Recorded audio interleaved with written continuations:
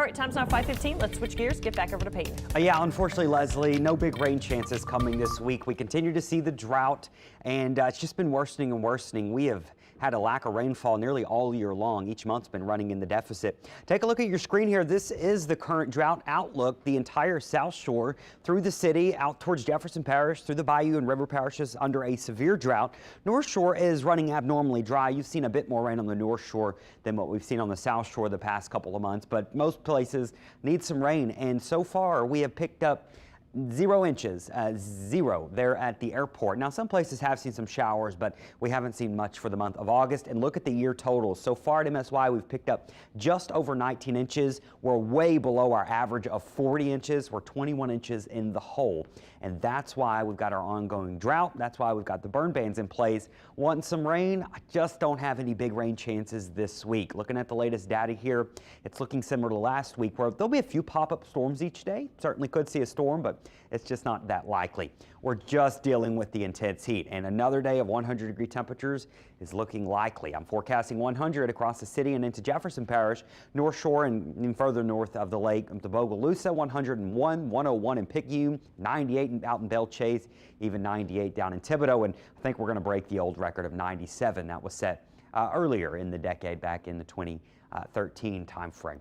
Heat index numbers, take a look at these. 115 at minimum, I think this afternoon.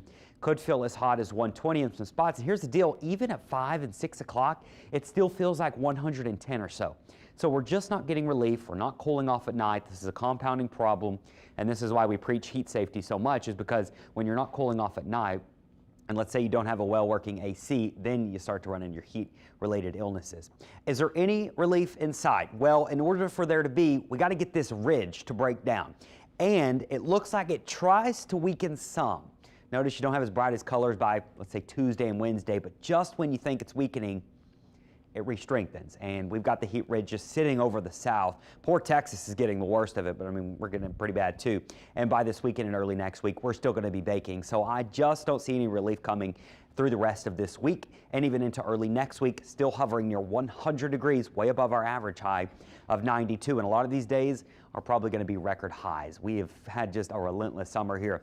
We still look good in the tropics. There's some good news for you. The Gulf is still quiet as it can be. The Caribbean's quiet. We're going to keep an eye on a couple of these tropical waves and enhanced moisture that are going to move towards the Caribbean here by the end of this week and the weekend. At the moment, the conditions don't look extremely favorable for anything to really spin up. Models are not really aggressive with any of this spinning up, but it's August. We're getting into the peak of the season here over the next 30 days or so.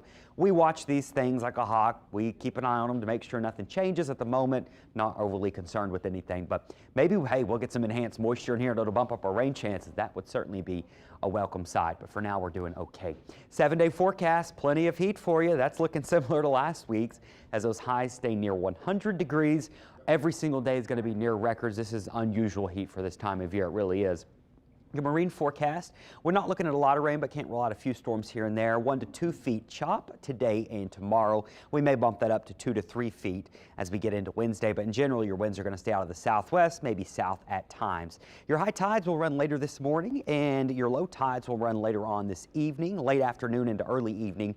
And I'll leave you with your water temperatures. The lake is sitting at 91 degrees, the Gulf sitting at 87.